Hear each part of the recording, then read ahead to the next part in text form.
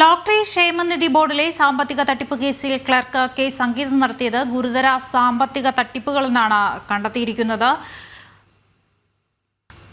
ചെക്കുകൾ പണമാക്കി മാറ്റിയാണ് സംഗീത് 1 കോടിയോളം രൂപ തട്ടിച്ചത്. സംഭവത്തിൽ മേലുദ്യോഗസ്ഥർ ഒത്താശ ചെയ്തതായും വിവരങ്ങളുണ്ട്. വിവരങ്ങളുമായി തിരുവനന്തപുരത്ത് നിന്ന് പ്രജിത് മോഹൻ ചേരുന്നുണ്ട്. പ്രജിത്, എന്തൊക്കെയാണ് വിശദാംശങ്ങൾ?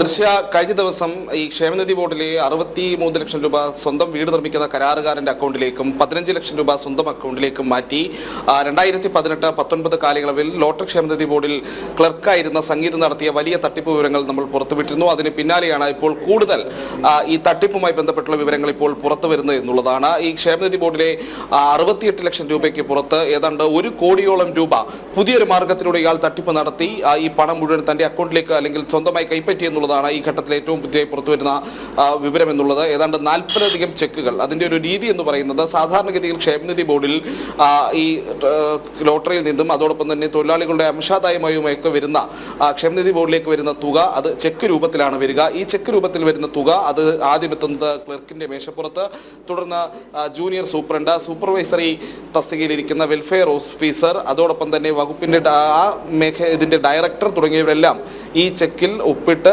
നോട്ടുകൾ കുറിച്ച് അതിനുശേഷമാണ് ഈ തുക മാറിയെടുക്കുന്നതിന് ബാങ്കിലേക്ക് പോകുന്നത്. സാധാരണഗതിയിൽ ഇങ്ങനെ ഈ പറയുന്ന നടപടിക്രമങ്ങളെല്ലാം പൂർത്തിയാക്കി ആ തുക നേരിട്ട് ക്ഷേമനിധി ബോർഡിന്റെ അക്കൗണ്ടിലേക്ക് എത്തുന്നു. സാധാരണഗതിയിൽ അങ്ങനെയാണ് സംഭവിക്കുന്നത്. അല്ലെങ്കിൽ ആ തുക പിൻവലിക്കുന്നതുമായി ബന്ധപ്പെട്ടിട്ടുള്ള നടപടിക്രമങ്ങളിലും ഈ പറയുന്ന രീതി അത് തുടരേണ്ടതുണ്ട്. പക്ഷേ സംഗീത ഇതിൽ നടത്തിയിരിക്കുന്ന ഒരു തട്ടിപ്പ് എന്ന് പറയുന്നത്, ഒന്നെങ്കിൽ ഈ പറയുന്ന ഉദ്യോഗസ്ഥരുടെ ഒപ്പുകൾ അത് വ്യാജമായി രേഖപ്പെടുത്തി 40-ലധികം ചെക്കുകൾ സ്വന്തം പേരിൽ അന്നത്തെ ഈ ക്ഷേമനിധി ബോർഡിന്റെ അക്കൗണ്ട് ഉണ്ടായിരുന്ന SBI അക്കൗണ്ടിൽ നിന്ന് അത് മാറ്റി എന്നുള്ളതാണ്. സ്വന്തം പേരിൽ അയാൾ പൈസ പിൻവലിച്ചു എന്നുള്ളതാണ് ഏറ്റവും പുതിയതായി പുറത്തു വരുന്ന ഒരു വിവരം എന്നുള്ളത്. അതായത് 40-ലധികം ചെക്കുകൾ, 1,98,000 രൂപ വരേക്കുള്ള ചെക്കുകളാണ് ഇങ്ങനെ സ്വന്തം പേരിൽ സംഗീത മാറ്റിയെടുത്തിരിക്കുന്നത്. ഇത് ഏത് രീതിയിലാണ് ഇങ്ങനെ സംഗീതത്തിന്റെ സാധാരണഗതിയിലുള്ള ഇത്തരത്തിലുള്ള ഒരു വളരെ സങ്കീർണമായ നടപടിക്രമങ്ങൾ മാത്രം പാലിച്ച് മാറ്റിയെടുക്കാൻ കഴിയുന്ന ചെക്കുകൾ സ്വന്തം പേരിൽ മാറ്റിയെടുത്തു എന്നുള്ളതിലാണ് ഇപ്പോൾ അന്വേഷണം നടത്തുന്ന വിവിധ വകുപ്പുകളെ ആകെ കുഴപ്പിക്കുന്ന കാര്യം. ഇതിന് വകുപ്പിലെ ആരുടെയെങ്കിലും സഹായം ലഭിച്ചിട്ടുണ്ടോ എന്നുള്ളൊരു വലിയ ചോദ്യചിഹ്നം ഇതിനിടയിൽ ഉയർന്നു വരുന്നുണ്ട്. പ്രത്യേകിച്ച് സംഗീത ക്ഷേമനിധി ബോർഡിൽ ജോലി ചെയ്ത 2018-19 കാലയളവിൽ അവിടെ സൂപ്പർവൈസറി ഓഫീസറായി ജോലി ചെയ്തിരുന്ന, നിലവിൽ ലോട്ടറി ഡയറക്ടറേറ്റിൽ മറ്റൊരു തസ്തികയിൽ ജോലി ചെയ്യുന്ന ഒരു ഉദ്യോഗസ്ഥന് നേർക്കുവരെ ഈ രീതിയിൽ സംശയങ്ങൾ ഉയരുന്നുണ്ട്. ഇവരുടെയൊക്കെ സഹായം ലഭിക്കാതെ ഈ രീതിയിൽ പണം കൈമാറ്റം ചെയ്യാൻ കഴിയില്ല എന്നുള്ളതാണ് ഈ ഘട്ടത്തിൽ വകുപ്പിലെ, പ്രത്യേകിച്ച് ഈ വിഷയത്തിൽ ലോട്ടറി വകുപ്പിനുള്ളിൽ തന്നെ അന്വേഷണം നടത്തുന്ന ഉദ്യോഗസ്ഥർ, KS റാങ്കിലുള്ള ഉദ്യോഗസ്ഥർ നൽകിയിരിക്കുന്ന അന്വേഷണ റിപ്പോർട്ട് എന്നുള്ളത്. ഏതാണ്ട് 5 ഉദ്യോഗസ്ഥർ ഇതിന് പിന്നിൽ ഉണ്ടാകാം എന്നുള്ള രീതിയിലുള്ള റിപ്പോർട്ട് നൽകിയിട്ടുണ്ട്. ആ ഉദ്യോഗസ്ഥരുടെ പേരുകൾ നമ്മൾ വരും ദിവസങ്ങളിൽ ആ വിവരങ്ങൾ പുറത്തുവിടും. പക്ഷേ വലിയ ഗുരുതരമായ സാമ്പത്തിക തട്ടിപ്പ് ഈ ക്ഷേമനിധി ബോർഡിൽ നടന്നിരിക്കുന്നു എന്നുള്ളതാണ് ഈ ഘട്ടത്തിൽ പറയേണ്ടത്.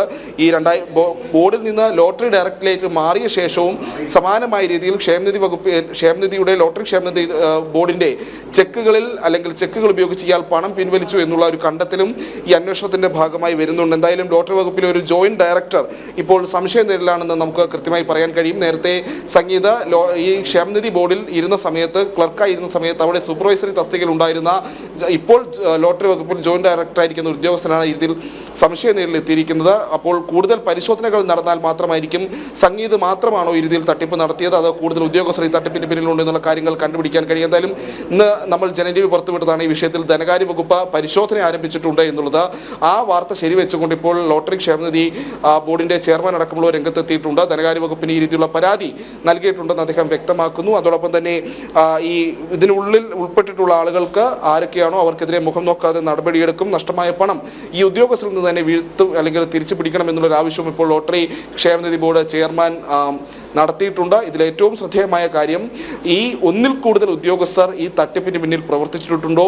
അങ്ങനെയെങ്കിൽ 2 കോടിയോളം രൂപയാണ് നിലവിൽ നേരത്തെ നമ്മൾ പുറത്തുവിട്ട 78 ലക്ഷം രൂപയും ഇപ്പോൾ ഏതാണ്ട് 90 ലക്ഷം രൂപയോളം, ഏതാണ്ട് 2 കോടിയോളം രൂപയാണ് ഈ സംഗീത തട്ടിപ്പ് നടത്തിയതായി നമുക്ക് മനസ്സിലാക്കാൻ കഴിയുന്നത്. ഒരു പക്ഷേ ഇപ്പോൾ ഈ ക്ഷേമനിധി ബോർഡിന്റെ ഉള്ളിൽ നടക്കുന്ന ആഭ്യന്തര അന്വേഷണം, വിജിലൻസിന്റെ പരിശോധന ഇവയൊക്കെ നടന്നുകൊണ്ടിരിക്കുന്നു. ധനകാര്യ സാമ്പത്തിക വിഭാഗത്തിന്റെ പരിശോധനയും നടന്നുകൊണ്ടിരിക്കുന്നു. ഈ പരിശോധനകളിൽ കൂടുതൽ തട്ടിപ്പുകൾ, കൂടുതൽ ചെക്കുകളടക്കം കൈമാറ്റം ചെയ്ത സംഗീത സ്വന്തം കൈയിലേക്ക് അല്ലെങ്കിൽ സ്വന്തമായി പണം പിൻവലിച്ചിട്ടുണ്ടോ സംഗീത എന്നുള്ളതും ഇപ്പോൾ സംശയാസ്പദമായ സാഹചര്യം നിലനിൽക്കുന്നു. ഒരു പക്ഷേ കൂടുതൽ തട്ടിപ്പ് നടന്നിരിക്കാനുള്ള സാധ്യതയും ഈ ഘട്ടത്തിൽ തെളിഞ്ഞു വരുന്നുണ്ട്. എന്തായാലും ഏറ്റവും പുതിയതായി സംഗീത നടത്തിയിരിക്കുന്നത് 40ഓളം ചെക്കുകൾ സ്വന്തം പേരിൽ മാറിയെടുത്തിരിക്കുന്നു. അതിൽ നടപടിക്രമങ്ങൾ പാലിച്ചിട്ടുണ്ടോ, നടപടിക്രമങ്ങൾ പാലിക്കാൻ ഏതെങ്കിലും ഉദ്യോഗസ്ഥർ കൂട്ടുനിന്നിട്ടുണ്ടോ എന്നുള്ളതാണ് ഏറ്റവും പുതിയതായി ഗൗരവമായ ഒരു വിഷയമായി, ഒരു സംശയമായി ഉയർന്നു വരുന്നത്.